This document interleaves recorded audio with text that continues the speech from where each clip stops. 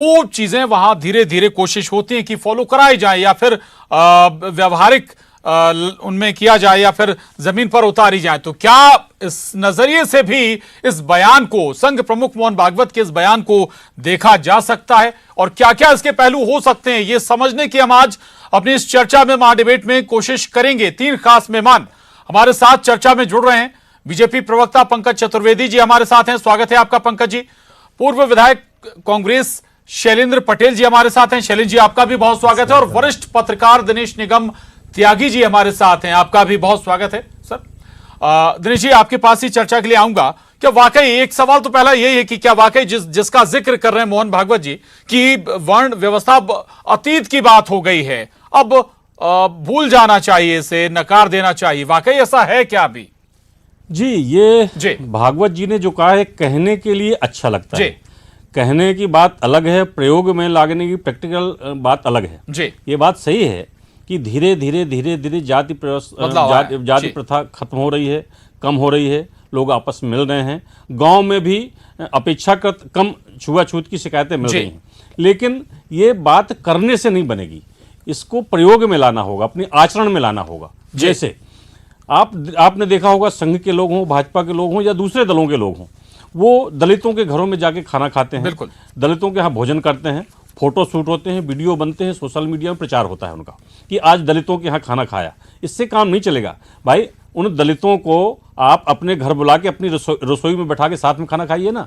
वहाँ जाके फोटो खिंचवाने की, उनके घर में जाके खाना खाने की जरूरत क्या है? ये एक अंतर खत्म करना होगा। जैसे संघ ने कहा, संघ में आज तक कोई दलित आदिवासी संघ प्रमुख बना क्या? वहाँ भी ऐसी कुछ व्यवस्था करना पड़ेगी कि ऐसा दिखे कि हम जाति प्रथा को नहीं मानते, चाहे दलित हो, चाहे अल्पसंख्यक हो, चाहे जिस समाज का हो, वो किसी भी पद पर कहीं पर रह सकता है, कोई भी काम कर सकता है। लेकिन संघ में भी ऐसा देखने को नहीं मिलता। हाँ, जो उन्होंने कहा ये कहने के लिए ठीक है। संघ प्रमुख अगर आप देखें तो कई बार आरक्षण की समीक्षा की बात भी कर चुके हैं, तो उनका निशाना इस बात पे रहता है कि आरक्षण अनवरत हमेशा के लिए नहीं होना चाहिए, इसके लिए प्रयास होना चाहिए, क्योंकि जातिगत आधार पर आरक्षण से एक असमानता उसकी वजह से भी आती है। लेकिन राजनीतिक दल ऐसा नहीं कर सकते, ना कांग्रेस कर सकती, ना भाजपा कर सकती, ना कोई अन्य दल कर सकता। मोहन भागवत बोलते कुछ हैं, भाजपा तत्काल उससे अलग हो जाती है, दूसरे दल हमला करने लगते हैं। तो इसके लिए सर्वदलीय रूप से, सामूहिक रूप से, सामाजिक रूप से सबको एक होकर विचार करना होगा कि ये संभव है कि नहीं। जाति प्रथा जो है कहीं कहीं बहुत सामाजिक सद्भाव का काम भी करती है, लोग बाग मिल के रहते हैं, अलग अलग काम करते हैं। लेकिन जो छुआछूत जहाँ आ जाती है, जहाँ द्वेष आ जाता है, उससे जो है बहुत सारी बुराइयां पैदा होती हैं। मुझे लगता है सबसे पहले इसको आचरण में लाना चाहिए, सब अपने जितने दल हैं उनको अपने में सुधार करना चाहिए, इस दिशा में कोई ठोस रणनीति बनाकर आगे बढ़ना चाहिए। जी बिल्कुल ठीक बात है। पंकज जी सुन रहे होंगे आप दिनेश जी को, अभी ये विचार जमीन पर नजर नहीं आता। ठीक बात है कि अच्छी बात है, जो विचार व्यक्त किया मोहन भागवत जी ने, बहुत अच्छी बात है, लेकिन अभी बहुत कुछ करने की दरकार है। और मेरा एक सवाल यह भी है कि कहीं ऐसा तो नहीं कि इसके माध्यम से यह भी एक संकेत देने की कोशिश है कि भाई अब आरक्षण की व्यवस्था भी बदली जाए? पंकज जी, मुझे लगता है आप भी विद्वान पत्रकार हैं, त्यागी जी तो बहुत अनुभवी व्यक्ति है, मैं तो उनसे बहुत सीखता हूं, पर संयोग से जो संवाद था उसकी दिशा कहीं और चली गई। मोहन भागवत जी जो परम पूज्य सरसंघ चालक है, उन्होंने बहुत स्पष्ट तौर पर क्या कहा, वही कहा जो पूज्य महात्मा गांधी बापू कहा करते थे, बाबा साहब भीमराव अंबेडकर कहा करते थे, सरदार वल्लभ भाई पटेल कहा करते थे कि जाति के आधार पर, वर्ग के आधार पर, वर्ण के आधार पर भेद मत करिए। क्या गलत कहा? यदि हम महात्मा गांधी जी की बात को पुष्ट करें, हम बाबा साहब अंबेडकर की बात को पुष्ट करें, तो वो गलत है। हमको उस भाव को समझना पड़ेगा और दिशा में सतत काम किया जा रहा है। हम 75 साल अपनी स्वतंत्रता दिवस के मना रहे हैं, उन 75 सालों के बाद भी अभी भी जिस मानसिकता की ओर त्यागी जी ने बात करी, उस मानसिकता पर और कड़ा प्रहार करने की आवश्यकता है। प्रशासनिक तौर पर, कानून के तौर पर, वैधानिक तौर पर बहुत सारी व्यवस्थाएं, प्रावधान है, पर सबसे बड़ा विषय प्रशांत जी यहाँ पर काम करने का है। और यहाँ पर काम करने के लिए आवश्यकता है कि हर व्यक्ति अपना अपना व्यक्तिगत दायित्व समझे। और यही आग्रह परम पूज्य सरसंघ चालक जी का था कि अब भारत में और अधिक तीव्रता के साथ इस विषय पर काम करने की आवश्यकता है। उन्होंने इसके पहले विजयदशमी को कहा कि कौन घोड़ी चढ़े, कौन घोड़ी से उतरे, यदि यह भी निर्धारण होने लगा तो बहुत चिंता का विषय। और नारा क्या है हमारी सनातन संस्कृति का? वसुदेव कुटुंबकम, पूरी पृथ्वी हमारा परिवार है। और पृथ्वी की बात कर रहे हैं, खाली मनुष्य मानवता की बात तो नहीं है, पशु पक्षी समुद्र पेड़ पौधे, जब सब हमारा परिवार है तो फिर भेद कैसा? और वो भेद भी जाति के आधार पर, वर्ग के आधार पर कोई भेद नहीं है। विश्व का कल्याण हो, प्राणियों में सद्भावना हो, हम तो वृक्षों में भी प्राण देखते हैं। तो जब ये संस्कृति हमारे भारत की है, जिस संस्कृति की बात पूज्य महात्मा गांधी बापू ने करी थी, वही बात सरदार वल्लभ भाई पटेल ने करी, बाबा साहब अंबेडकर ने आजीवन संघर्ष उस बात के लिए किया, और उसी बात को संघ प्रमुख ने पुष्ट और किया। यही बात तो कह रहे हैं कि बात केवल बात करने से नहीं, बल्कि उन्हें जमीन पर उतारना होगा। हाँ, इस बात के लिए संघ को साधुवाद है कि भाई अलग अलग संस्थाएं जमीन पर भी उतरी हैं, काम कर रही हैं। मैं प्रशांत जी आग्रह कर रहा हूं कि जब हम स्वतंत्र हुए तब 33 करोड़ लोग थे, शिक्षा, शिक्षण, मानसिकता सब चीज भिन्न थी। आज हम लगभग 140 करोड़ लोग हैं। तो उन 140 करोड़ भारतीयों को, मैं कोई जाति वर्ग धर्म की बात ही नहीं कर रहा। संघ प्रमुख क्या कहते हैं हम सदा, कि पूजा पद्धति भिन्न हो सकती है, पंथ भिन्न हो सकता है, पर सब भारतीय हैं। तो हम उन सब भारतीयों की बात कर रहे हैं। तब 33 करोड़ भारतीयों को जागृत करने का विषय था, तब बाबा साहब अंबेडकर थे, महात्मा गांधी जी थे, और आज हमारे पूज्य सरसंघचालक जी हैं। तो उसमें क्या आपत्ति है? उनके भाव को समझिए और ये प्रयास करिए कि दिनेश निगम त्यागी जी, पंकज चतुर्वेदी, प्रशांत जी, या कांग्रेस के हमारे मित्र शैलेंद्र जी, ये अपने अपने स्तर पर जाति और वर्ग के भेद को समाप्त करने के लिए क्या करते हैं। और मैं हमेशा कहता हूं प्रशांत जी कि सबसे बड़ा दायित्व स्वदायित्व, आत्मदायित्व, अपना काम पूरा करिए, और वही आह्वान, वही आग्रह संघ प्रमुख ने किया है।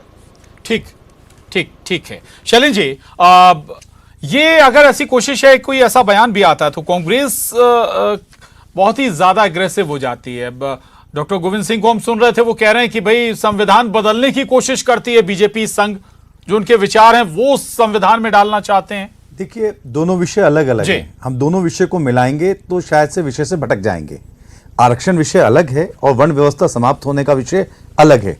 हम इनको दोनों, जिसे निगम जी ने बड़े साफ शब्दों में कहा, पंकज जी ने भी वही बात कही, और राजनीति से हट के बातें, यहाँ कोई वोट की राजनीति की बात नहीं करेंगे। जब हम समाज सुधार की बात करते हैं तो सारे दलों का ये दायित्व बनता है कि समाज में जो भी विसंगति है या अभी भी रह गई है, उनको सब मिलकर दूर करें। ये सबका दायित्व है। और पंकज जी ने बड़ी अच्छी बात की कि हम स्वयं सबसे पहले उसके ऊपर आगे बढ़े, सामूहिक काम हो, सब लोग आगे बढ़े। रही कांग्रेस और बीजेपी को हम इसमें लेकर आएंगे तो कहीं ना कहीं ये बात पीछे रह जाएगी, क्योंकि हर चीज को हम वोट की तरफ से देखने लगेंगे तो शायद वो चश्मा हमें बहुत से कामों को नहीं करने देगा। जहां तक मोहन भागवत जी ने कहा, पंकज जी ने वो बात कही कि ये तो गांधी जी का विचार था, और उसके बाद कांग्रेस ने इस विचार को अपनाया, और आगे आज भागवत जी उस विचार को अपनाते हैं तो सबसे ज्यादा खुशी किसको होगी? कांग्रेस पार्टी को ही होगी ना, कि जो लगातार वो जो बात कह रहे थे उस बात को आज कहीं ना कहीं आरएसएस ने माना है, उस बात को उन्होंने कही है, इस बात के बारे में वो विचार करना चालू किया है। और यही बातें महात्मा गांधी के समय से, आज से आजादी के पहले से, आजादी के बाद से नहीं, यह महात्मा गांधी जी ने आजादी के पहले से इस बात की शुरुआत की कि देश में विघटन कहीं ना कहीं हो रहा है, तो वर्ण व्यवस्था के कारण हो रहा है, चाहे समाज का विघटन हो, चाहे देश का विघटन हो, और इस विघटन को रोकने के लिए वर्ण व्यवस्था हमें दूर करनी चाहिए। मैं एक, प्रशांत जी, एक बात कहना चाहता हूं, मैं गांव में भी रहता हूं और शहर में भी बराबर आना जाना रहता है।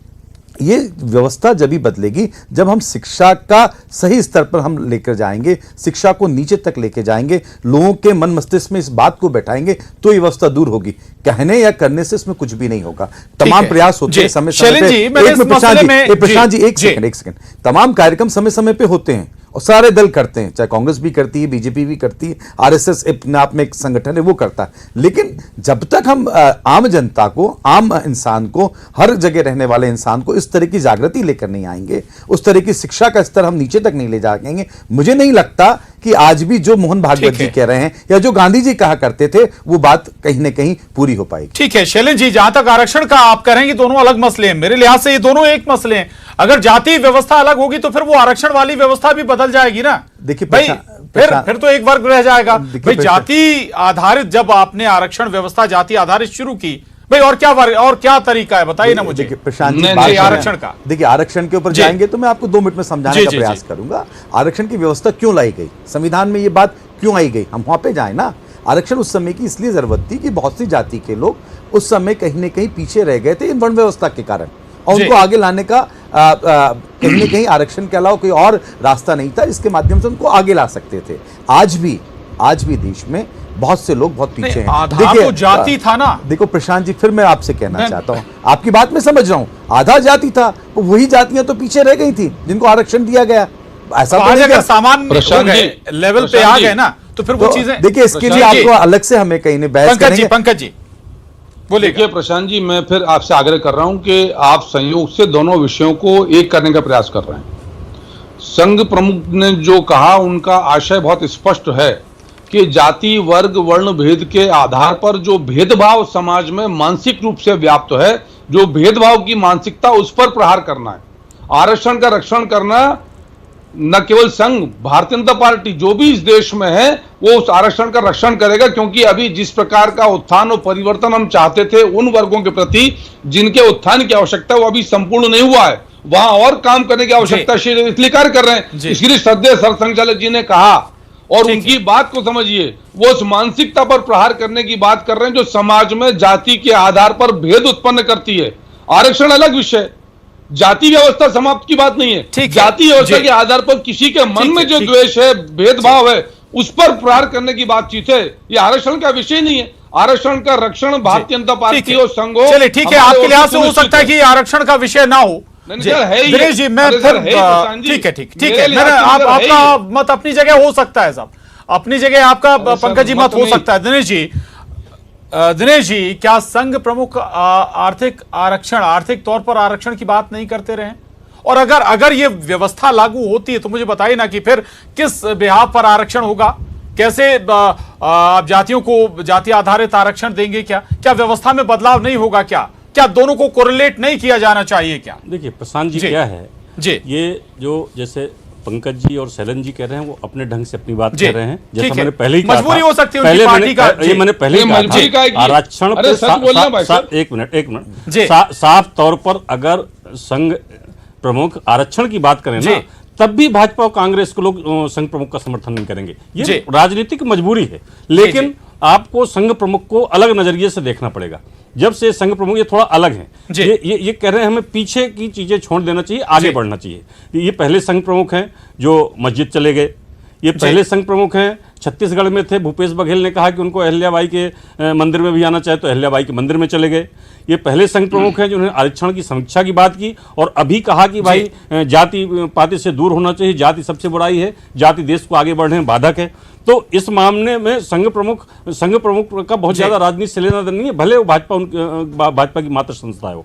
लेकिन दूसरा सच ये भी है कि अगर जाति प्रथा नहीं रहेगी, जाति प्रथा खत्म हो जाएगी, तो फिर आरक्षण किसके हो? फिर आरक्षण जुड़ा हुआ है, इसमें कोई शंका नहीं है। फिर आरक्षण उन्हें ही मिलेगा जो आर्थिक रूप से कमजोर होंगे, जो आर्थिक रूप से पिछड़े होंगे, आर्थिक रूप से जिनको जरूरत होगी। अभी क्या हुआ, शुरू में जो व्यवस्थाएं आई उसमें दलित और अनुसूचित जाति वर्ग में जितनी जातियां आती हैं वो ज्यादा कमजोर, ज्यादा दबे कुचले थे और उनकी स्थिति बिल्कुल ऐसी थी कि जैसे जानवरों की होती है। इस कारण प्राथमिकता उस समय दी गई कि इनको आरक्षण मिलना चाहिए। अब धीरे धीरे, जैसे दूसरी बात अभी शैलन जी ने कही कि अगर एजुकेशन को आप अनिवार्य कर दो, हर बच्चे को शिक्षा दे दो, हर बच्चा पढ़ लिख जाए। अब आप ये समझिए, गांव का जो सवर्ण होगा वो अपने गांव में अनुसूचित जाति के आदमी के साथ में बैठ के खाना नहीं खाएगा, लेकिन अगर उसी जाति का कोई अफसर बैठा है दिनेश जी, मैं ये भी कहता हूं भाई, व्यवस्था में बदलाव या आरक्षण की व्यवस्था में बदलाव क्यों नहीं होना चाहिए? भागवत जी जो भी कह रहे हैं, लेकिन ये बात तो है ना भाई कि जो एक परिवार है वो नीची जाति से आता है, वो परिवार अगर ऊपर उठ गया आरक्षण लेकर, तो फिर उसे उस दायरे से बाहर क्यों नहीं होना चाहिए? दूसरे को उसका लाभ मिले। वाकई में जो आर्थिक आधार पर पिछड़ा है उसे लाभ क्यों नहीं मिलना चाहिए? तो ठीक है, इसकी बहस चलती भी रहती है। अब मुझे लगता है इस बात को लेके भी मोहन भागवत पहले कह चुके हैं कि आरक्षण की समीक्षा होना चाहिए, और उसको लेके बहुत सारा बवाल मचता है, तो भाजपा भी पीछे हट गई थी। कांग्रेस तो खैर है ही, विरोधी दल है तो करेंगे ही। और जरूरत आज के जमाने में जरूरत इस बात की है जो वास्तव में आर्थिक रूप से कमजोर है, चाहे जिस जाति वर्ग का हो, आरक्षण उसको मिलना चाहिए। और धीरे धीरे शुरुआत भी हो रही है उसकी। 10% आरक्षण जो नीची जातियों के, सवर्ण जातियों के, उनको भी मिलने लगा है, तो इसकी शुरुआत भी हुई है। आगे चल के हो सकता है ये व्यवस्था लागू हो जाए। ठीक, पंकज जी देखिए, मैं ये आग्रह कर रहा हूं आपसे कि जब संघ प्रमुख महोदय ने पिछली बार जो कहा था वो भारत के संविधान में होता है भाई साहब। हर 10 साल बाद हम आरक्षण की समीक्षा करते हैं और उसको हाँ, हर 10 साल बाद आगे बढ़ा देते हैं तो ना वही जी। अरे सर, अरे प्रशांत नहीं, जी, तो मेरा तो पूरा वो संभव है क्या कि अब अगले 10 साल आप सरकार में तो कहें कि अब नहीं होगा? भाई मजबूरी है ना, राजनीतिक मजबूरी। वही बात तो कर रहा हूं मैं पंकज जी। मेरी बात तो सुन लीजिए सर। प्रशांत जी, जो व्यवस्था संविधान सम्मत है कि हर 10 वर्ष के बाद हम संसद में, देश की सदन में आरक्षण की समीक्षा करते हैं और आरक्षण वो आगे बढ़ाते हैं। क्यों आगे बढ़ाते हैं? कि जैसा मैंने उल्लेख किया था कि उन वर्गों के उत्थान का कार्य अभी शेष है, संपूर्ण नहीं हुआ है और देश की सदन तय करती है। और वही बात तब श्रद्धेय संघ प्रमुख ने कही थी कि आरक्षण थोड़ा सा कम है, माफी चाहूंगा पंकज जी। शैलेंद्र जी, मैं इसीलिए कह रहा हूं आखिरी पॉइंट पंकज जी, माफी चाहूंगा, वक्त थोड़ा सा कम है जी।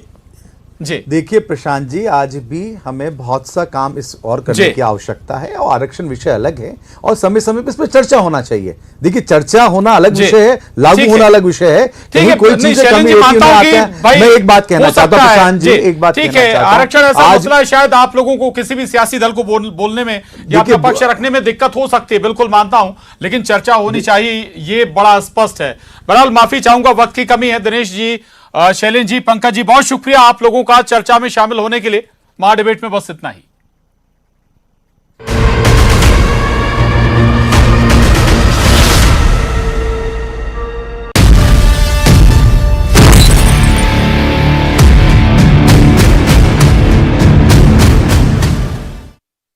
हेडलाइंस प्रेजेंटेड बाय पेट सफा आयुर्वेदिक चूर्ण, पेट सफा तो हर रोग दफा।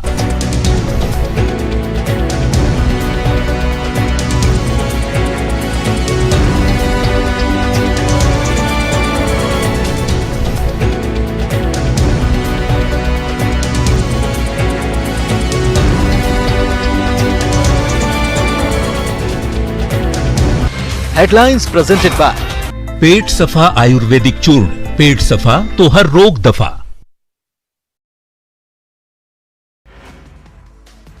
बिलासपुर में फिर हुई चाकूबाजी की घटना, युवक ने मोहल्ले के लोगों पर बोला हमला, चाकूबाजी में एक व्यक्ति की मौत, पुलिस पर आरोपी को छोड़ने के आरोप।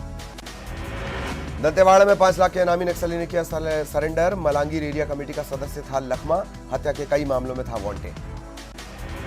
कोंडा गांव में सड़क हादसे में बीजेपी कार्यकर्ता की मौत, 7 लोग घायल, ड्राइवर की लापरवाही से कार पेड़ से टकराई। बिलासपुर के कालिंदी इस्पात प्लांट के विरोध में ग्रामीणों का प्रदर्शन, 17 दिनों से हड़ताल पर बैठे हैं ग्रामीण। जशपुर में एक ही परिवार के 3 लोगों की निर्मम हत्या, धारदार हथियार से की गई हत्या, कोतवाली इलाके के देवीडड़ गांव की घटना। बलौदा बाजार में धारदार हथियार से युवक की हत्या, गैंग बनाकर घटना को दिया गया अंजाम, थाने के सामने लोगों ने किया प्रदर्शन। अंबिकापुर में पुलिसकर्मी से मारपीट का मामला आया सामने, दुकान बंद कराने के दौरान बदमाशों ने आरक्षक की पिटाई की, न्यू बस स्टैंड चौकी की घटना। जशपुर में बेकाबू बाइक सवार ने ट्रैफिक पुलिसकर्मी को मारी टक्कर, चौराहे पर बाइक सवार को रोक रहा था जवान, नशे में धुत था युवक। कवर्धा में हाईटेक बस स्टैंड बन जाने के बाद भी लोगों की परेशानी कम नहीं, बस स्टैंड पहुंचने के लिए रास्ता है सकरा। छत्तीसगढ़िया ओलंपिक की शुरुआत, राजनांदगांव के ठाकुर प्यारेलाल मैदान में 14 पारंपरिक खेलों में हिस्सा ले रहे लोग। सूरजपुर के तिलसीवा में छत्तीसगढ़िया ओलंपिक का शुभारंभ, स्कूली बच्चों के साथ साथ महिलाओं और युवाओं ने खेल प्रतियोगिताओं में शिरकत की। बलरामपुर के लूधी गांव से 10 दिन से गायब ग्रामीण का पता नहीं चला, परिवार ने एसपी से लगाई गुहार। रायपुर समेत पूरे प्रदेश में चाइल्ड पोर्नोग्राफी के मामलों में इजाफा, एनसीआरबी की तरफ से 90 मामले साइबर टीम को भेजे गए, रायपुर में 30 मामले दर्ज। दुर्ग में ऑनलाइन सट्टे के खिलाफ पुलिस की कार्रवाई, 4 आरोपियों को बिलासपुर से पकड़ा गया, महादेव ऐप के माध्यम से चला रहे थे सट्टा, करोड़ों के लेनदेन का खुलासा। बीजापुर में सीएएफ के जवान ने की खुदकुशी, आत्महत्या का कारण अज्ञात, भिंड का रहने वाला था जवान सुनील कुमार। कोरबा में Gevra road Pendra road rail corridor में मुआवजे की मांग को लेकर कोल परिवहन रोकेंगे प्रभावित लोग, मुआवजे की मांग को लेकर लंबे समय से आंदोलन। सुकमा के मारूकी गांव में 19 साल से पूरे गांव की प्यास बुझा रहा हैंडपंप, पूरे साल बिना किसी उपकरण के लगातार आता है पानी। कोरबा में डांडिया के दौरान युवक की हत्या का खुलासा, 2 नाबालिग समेत 6 गिरफ्तार, मामूली विवाद पर युवक की हत्या। 2 दंतैल हाथी धमतरी परिक्षेत्र में लौटे, ग्रामीणों को बेहद सतर्क रहने की सलाह, वन विभाग की टीम कर रही मुनादी। बलरामपुर में करंट की चपेट में आने से मवेशी की मौत, घास चरने के दौरान करंट की चपेट में आया था मवेशी, त्रिकुंडा गांव का मामला। बालोद के रिहायशी इलाके में घुसा तेंदुआ, ग्रामीणों ने वन विभाग को दी जानकारी, तेंदुए को निकालने की कवायद जारी। कवर्धा में नवरात्र के बाद माता की मूर्तियों का विसर्जन जारी। दुर्गा पंडाल समितियों ने माता का विसर्जन किया। नदी और तालाब में तैनात रहे गोताखोर। जगदलपुर में नवाखाई पर्व मनाने बस्तर राजा हुए रवाना। घोड़े पर सवार होकर देवी देवताओं के साथ निकले कुम्हाड़ कोट। मुड़िया आदिवासियों के साथ खाएंगे नुआखाई।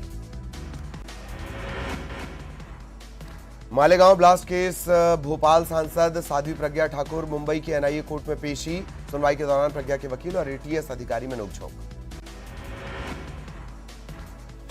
प्रधानमंत्री के दौरे से ठीक पहले हटाए गए उज्जैन निगम कमिश्नर। उज्जैन नगर निगम कमिश्नर अंशुल गुप्ता को मंत्रालय में अटैच किया गया। पीएम मोदी के दौरे से पहले उज्जैन नगर निगम कमिश्नर को हटाने पर कांग्रेस का सवाल। कमिश्नर को अचानक हटाए जाने के कारणों का खुलासा करे सरकार। 7 अक्टूबर यानी आज से धार के मांडू में बीजेपी का प्रदेश प्रशिक्षण वर्ग शुरू होगा। कार्यक्रम को लेकर सारी तैयारियां जोरों से। सीएम शिवराज सिंह चौहान भी प्रशिक्षण वर्ग में शामिल होंगे। जबलपुर के मेडिकल कॉलेज में नर्सों ने किया जमकर विरोध प्रदर्शन। सैलरी नहीं मिलने से नाराज नर्सों ने किया हंगामा। जानबूझकर सैलरी रोकने का लगाया आरोप। छतरपुर में चोरी के शक में नाबालिग की पिटाई। भीड़ ने खंबे से बांधकर बेरहमी से पीटा। एसपी ने कहा दोषियों पर कार्रवाई होगी। जबलपुर में लोकायुक्त की टीम ने 5,000 रुपए की रिश्वत लेते सहायक ग्रेड 2 अधिकारी को गिरफ्तार किया। मुआवजा राशि दिलाने के नाम पर आवेदक से ये घूस ले रहा था। मुरैना सिविल लाइन थाने में तैनात महिला आरक्षक का वीडियो सोशल मीडिया पर जमकर वायरल हो रहा है। कुर्सी पर बैठी महिला आरक्षक दिव्यांग व्यक्ति के साथ गाली गलौज कर रही हैं। लोगों ने, आसपास के लोगों ने, इलाके के लोगों ने, कॉलोनी के लोगों ने एसपी से इस पूरे मामले की शिकायत की है और तत्काल कार्रवाई की मांग एसपी से की गई है।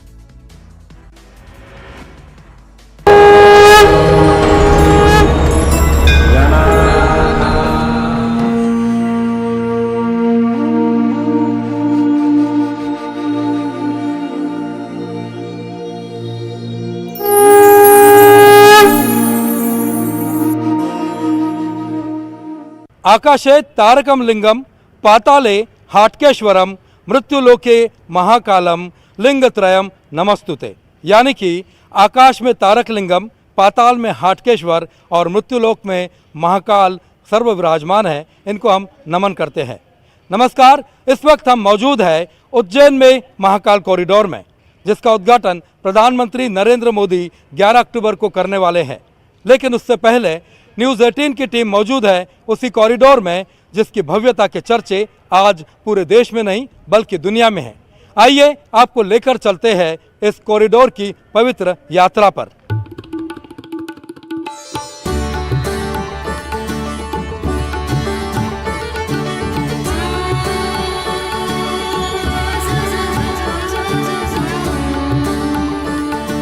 ये भारत की वे नदियां हैं जिनको सनातन धर्म में पवित्र माना जाता है।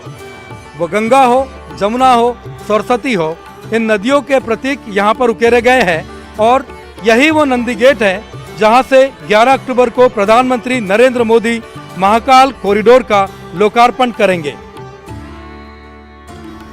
महाकाल कॉरिडोर लगभग 1 किलोमीटर लंबा है और इस कॉरिडोर में यात्रा करने के लिए, इस कॉरिडोर का अनुभव करने के लिए जो ई व्हीकल हैं उसके ज़रिए घूम सकते हैं। लेकिन ये जो ई व्हीकल हैं सिर्फ और सिर्फ दिव्यांगों, बुजुर्गों और बच्चों के लिए फ़िलहाल ये जो सुविधा है वो शुरू की गई है। इस वक्त हमारे साथ मौजूद है उज्जैन के सांसद अनिल फिरोजिया जी, जिनका बचपन महाकाल बाबा के प्रांगण में बीता है। कई यादों, कहानियों को समेटे हुए ये हमारे साथ उन्हें साझा करेंगे और साथ साथ महाकाल कॉरिडोर में जिन चीज़ों को उकेरा गया है उनकी कहानियां बताते चलेंगे। गेट पे हमने देखा नंदी गेट है, गणेश जी के साथ शुरुआत हुई है। यहाँ पे जो गेट है वहाँ पे जो नंदी गेट है वहाँ पे आप देखेंगे कि गजानन बाबा की मूर्ति लगाई गई है और यक्ष और यक्षिनी दोनों गेट के पास रखे, उनको वो खड़े हुए हैं जो इस कॉरिडोर की रक्षा के लिए करे गए हैं। और नंदी गेट पे आप देखेंगे कि वहाँ पे हमारी जो पवित्र नदियाँ हैं उनका उकेरा गया, उनकी मूर्तियाँ उकेरी गई है। नीचे आप देखेंगे तो देवी देवताओं के वो मूर्तियाँ उकेरी गई हैं। और यहाँ इस दीवार पे आप देखेंगे तो इसमें शंकर पार्वती जी का जो विवाह का वो है वो पूरा इसमें वर्णन है। आप देखेंगे कि यहाँ पे यक्ष भी दिख रहे हैं, जो भगवान शिव ने जब उनका संहार करा था तब ब्रह्मा विष्णु ने उनको बोला कि भाई अब सृष्टि का कैसे इसको चलाएंगे, तो उनको बकरे का मूर्ति वो गर्दन लगाई गई थी। यहाँ पे शंकर जी ध्यान मुद्रा में है, यहाँ पार्वती जी भगवान शंकर जी की आराधना कर रही हैं और ये कामदेव को भस्म करते हुए शिव जी हैं। ये अलग अलग यहाँ पे स्टोरी है। महाकाल कॉरिडोर की इस पवित्र यात्रा के बीच हम पहुँचे हैं रुद्र सागर में, जिसका शास्त्रों में भी वर्णन है। उज्जैन में ये रुद्र सागर महाकाल मंदिर और हरसिद्धि मंदिर यानी कि शिव और शक्ति के बीच है। सांसद जी हमारे साथ मौजूद है। रुद्र सागर की कहानी विशेषता उनसे जानेंगे। सर, रुद्र सागर पर हम पहुँचे हैं, इसकी क्या विशेषता है, किस तरीके से इसको विकसित किया गया है? ये सप्त सागर है यहाँ, उनमें से एक रुद्र सागर है। उसमें पुराणों में भी इसका उल्लेख किया गया है।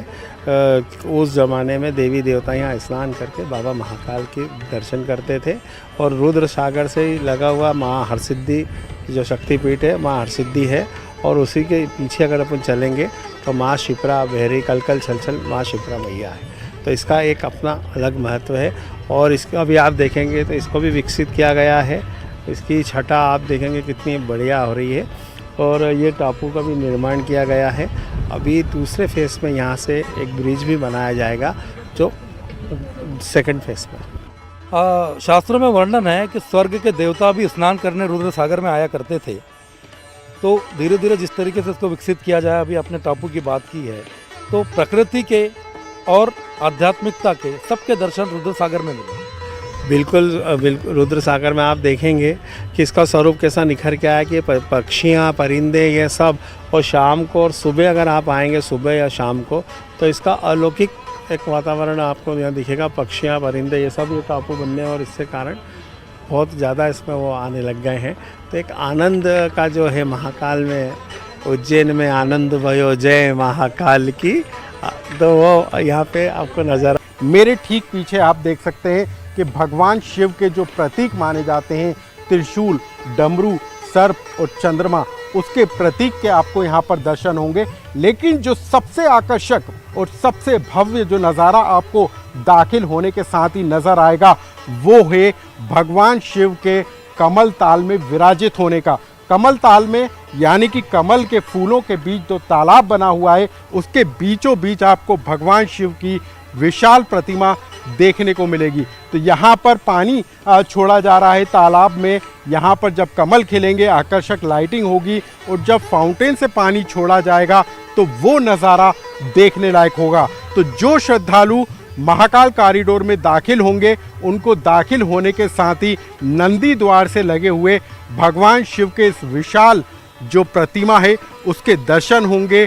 कमल तालाब के दर्शन होंगे और यहाँ पर जो तालाब के अंदर कमल के फूल लगाए गए हैं उन आर्टिफिशियल फूलों के ज़रिए जो पानी बहेगा वो भी नज़ारा, धर्म का वैभव भी आपको नज़र आएगा। इस समय हम मौजूद हैं कॉरिडोर के नवग्रह में, जहाँ पर बीचों बीच सूर्य देव स्थापित हैं, लेकिन उसके आसपास नवग्रह की प्रतिमाएं लगाई गई हैं। हमारे साथ जो विशेषज्ञ हैं वो मौजूद हैं। क्या संदेश देने वाला है ये नवग्रह का मंदिर? नवग्रह का मंदिर ये इस तरह का नवग्रह जो है रेयरली कहीं पे बना हुआ है जहाँ पर नवग्रह की मूर्तियाँ स्थापित हैं। उज्जैन की अगर हम बात करें तो उज्जैन में बहुत सारे नवग्रह के मंदिर हैं जहाँ पर नवग्रह के रूप में भगवान शिव का जो शिवलिंग है उसकी पूजा होती है। तो ये नवग्रह हमने यहाँ पर बनाया है कि नवग्रह के बारे में पूरी लोगों को जानकारी मिले कि कौन कौन से ग्रह होते हैं हमारे नवग्रह में, और उससे रिलेटेड इस थीम पर इसको डेवलप किया है। तो इसमें पत्थर के हमारे 8 ग्रह हमने पत्थर के लगाए हुए हैं जो मोनोलिथिक स्टोन में बने हुए हैं, एक सिंगल स्टोन में कार्व्ड है, और बीच में 15 फुट के सूर्य नारायण बनाए हुए हैं जो FRP में बने हुए हैं। इसके पीछे की तरफ देखेंगे तो हर ग्रह का नाम, उससे रिलेटेड श्लोक इस पर लिखा हुआ है। और नीचे जो ये पेटल नुमा एरिया है, इसके अंदर इनसे रिलेटेड जो इनके जैम स्टोन होते हैं, जो इनके नग होते हैं, उन नगों को यहाँ पर डाल करके एपॉक्सी के साथ में इसे डिस्प्ले किया जाएगा यहाँ पर।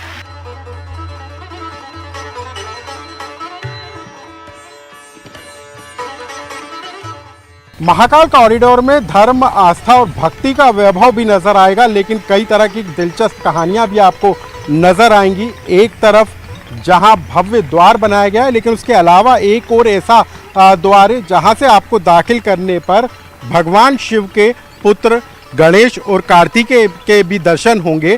साथ ही क्या है उससे जुड़ी हुई कहानी, इस पर भी हम इनसे चर्चा करेंगे। कृष्ण मुरारी शर्मा जी, दो तस्वीरें, दो मूर्तियां हम यहाँ पर देख रहे हैं, भगवान गणेश की और कार्तिकेय की, तो इसका भी कोई महत्व है? जी, भगवान गणेश और कार्तिकेय भगवान शिव के ही पुत्र थे। तो यहाँ पर आप देख सकते हैं कि भगवान कार्तिकेय अपने भाले के साथ में खड़े हुए हैं और भगवान गणेश नाट्य मुद्रा में यहाँ पर खड़े हैं। अब जब भी भगवान शिव साधना में लीन होते थे तो वो अपने पुत्रों को ही आदेश देते थे कि वो उनके आसपास पहरा दें, कि वो उन्हें कोई डिस्टर्ब ना करे। तो इससे जुड़ी कहानी आगे जा कर के ये भी है कि भगवान जो एक दंत बने गणेश जी, तो परशुराम जी जब कैलाश आए थे भगवान शिव की दर्शन के लिए, तो गणेश जी ने उन्हें रोक दिया था। तो गणेश जी और भगवान परशुराम के बीच में युद्ध हुआ था, जिसमें गणेश जी का एक दांत उनके फरसे से टूट गया था। तो वो एक दंत बनने की भी कहानी है। तो यहाँ से भगवान महाकाल का जो साम्राज्य है वो शुरू होता है। इस चीज़ को दर्शाते हुए हमने ये दो मूर्ति रास्ते की तरफ डाइवर्ट करते हुए बनाई है। ओम सर्वेश्वराय विद्महे शूलहस्ताय धीमहि तन्नो रुद्र पंचायते। महाकाल की इस नगरी से कॉरिडोर की भव्य कहानी का सफर लगातार जारी है। अभी चलते हैं अगले पड़ाव के लिए मेरे सहयोगी सुधीर दीक्षित के पास।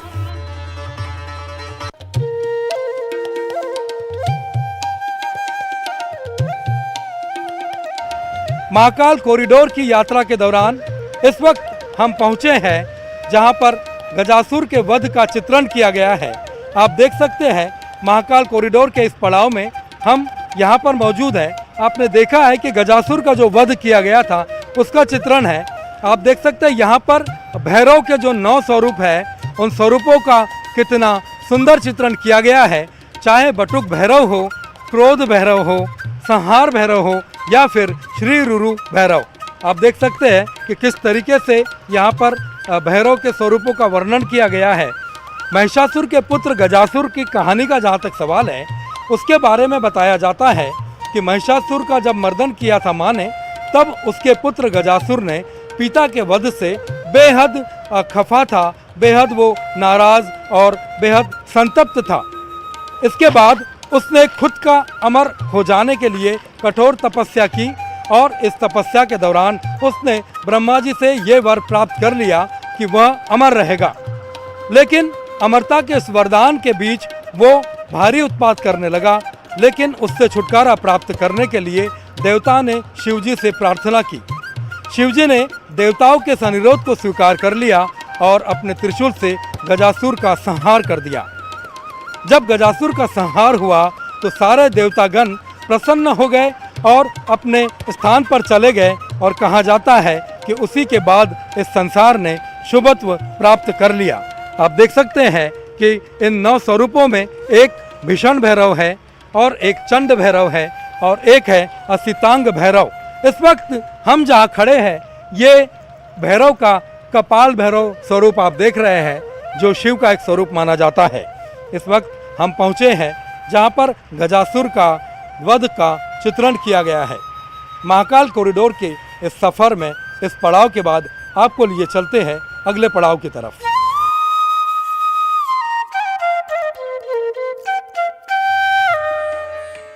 महाकाल कॉरिडोर की इस पवित्र यात्रा में अब हम पहुंचे हैं उस जगह पर जहां पर रावण के कैलाश पर्वत उठाने का चित्रण किया गया है।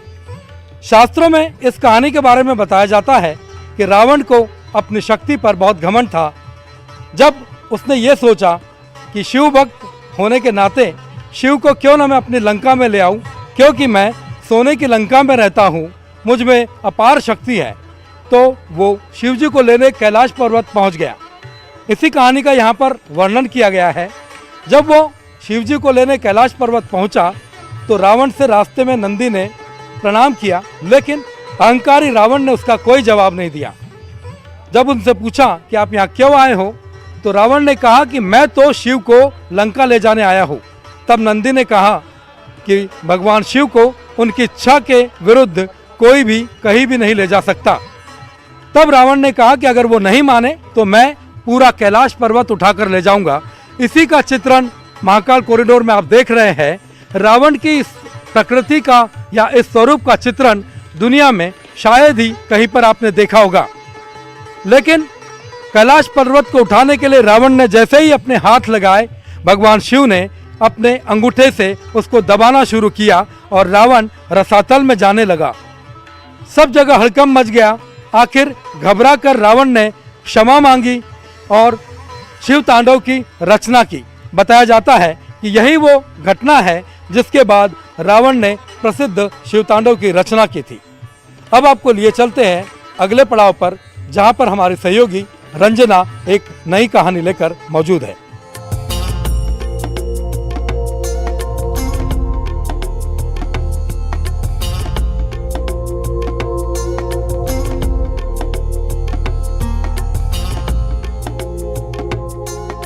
महाकालेश्वर मंदिर के मुख्य द्वार के ठीक सामने एक कलाकृति है जो कि मां गंगा के अवतरण की कहानी को बयां कर रही है, जिसमें ये कलाकृति में बताया गया है कि जब मां गंगा पृथ्वी पर अवतरित हो रही थी तो उनका वेग इतना ज़्यादा था कि उनको नियंत्रित करना बहुत ज़्यादा मुश्किल था, और नियंत्रित करने के लिए ही भगवान शिव ने मां गंगा को अपनी जटाओं में समाहित किया था और जिसी के साथ वो इस पृथ्वी पर अवतरित हुई थी। और इसी कलाकृति को लेकर एक और कहानी है जिसमें ये कहा गया है कि जब माँ का अवतरण पृथ्वी पर होना था तो उनके अंदर बहुत ज़्यादा जो घमंड है वो भी आ गया था, और भगवान शिव इस बात को ज़रूर भांप गए थे कि गंगा को पृथ्वी पर अवतरण को लेकर जो घमंड है वो हो गया है। और शिव जी ने गंगा को अपनी जटाओं से पकड़ लिया था, और फिर उसके बाद जब माँ गंगा ने उनसे क्षमा याचना की और उसके बाद ही उनका जो अवतरण है वो पृथ्वी पर हुआ। और इस कलाकृति के जरिए ये जो दो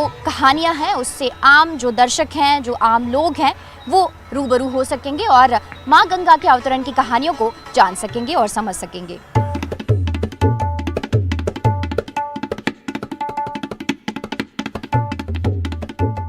महाकाल कॉरिडोर में समुद्र मंथन का जो दृश्य है वो उकेरा गया है। इस दृश्य में यही बताया गया है कि जब समुद्र मंथन हुआ और उसमें कालकूट नाम का जो विष निकला, उससे हड़कंप मच गया, हाहाकार मच गया, और उससे सिर्फ और सिर्फ भगवान शिव ने धारण किया और भगवान शिव ने उसे अपने गले में धारण किया था, और तभी से भगवान शिव नीलकंठ भी कहलाए। विष के कारण भगवान शिव को जलन होती है और वर्तमान में उनको जो जलाभिषेक करते हैं उसके पीछे का भी कारण यही है कि जलाभिषेक उनका किया जाए, जिसके माध्यम से भगवान शिव के गले में जो विष है, जो उनकी जलन है, उसको जलाभिषेक के माध्यम से शांत किया जा सके। रूप है जिसमें भगवान शिव मां पार्वती से विवाह करने के लिए पहुंचते हैं, और जब वो भगवान शिव हिमालय के दरबार में पहुंचते हैं तो जाहिर सी बात है कि उनके स्वरूप को देखकर लोग आश्चर्य में जरूर पड़ जाते हैं, और उसके बाद भगवान शिव का अलग से साज श्रृंगार किया जाता है। तो कॉरिडोर में हम अगले पड़ाव पर आपको का श्रृंगार किया गया दूल्हा बनने से पहले, और भगवान शिव के मस्तक पर चंद्रदेव के विराजित होने की भी कहानी इसी स्वरूप से बयां हो रही है कि जब भगवान शिव को बरवेश में सजाने का काम हुआ तो मुकुट के स्थान पर चंद्र का जो सहचर्य है वो किया गया, और तभी से जो चंद्रदेव हैं भगवान शिव के मस्तक पर विराजमान हैं, तो यहीं से जो चंद्रदेव हैं उनको भगवान के मस्तक पर जो सहचर्य है वो भी कराया गया, और ये जो स्वरूप है वो चंद्रदेव के विराजित होने की कहानी को बयां कर रहा है। और अब महाकाल कॉरिडोर में मैं अपने सहयोगी अनुराग के पास चलूंगी और वो आपको इस कॉरिडोर की अगली और अनोखी पड़ाव और कहानी के बारे में बताएंगे। कॉरिडोर में आपको सबसे अद्भुत यदि कोई कहानी सुनना है तो आप यहाँ पर जरूर आइएगा। इस तस्वीर और इस म्यूरल्स और इस प्रतिमा के सहारे आप यहाँ पर जो कहानी को उकेरा गया है, क्योंकि यहाँ पर जो वध है एक तरीके से, उस वध को दिखाया गया है। क्या इसके पीछे कहानी हम इन्हीं से जानेंगे। ये जो पीछे हम देख रहे हैं एक बड़ा विशालकाय प्रतिमाएं सी लगाई हैं, इसकी भी कोई खास कहानी है? जी, इसकी कहानी जो है वो उज्जैन से ही जुड़ी हुई है। एक समय पर ताड़कासुर नाम का राक्षस था जिसका वध भगवान शिव के पुत्र कार्तिकेय ने किया था।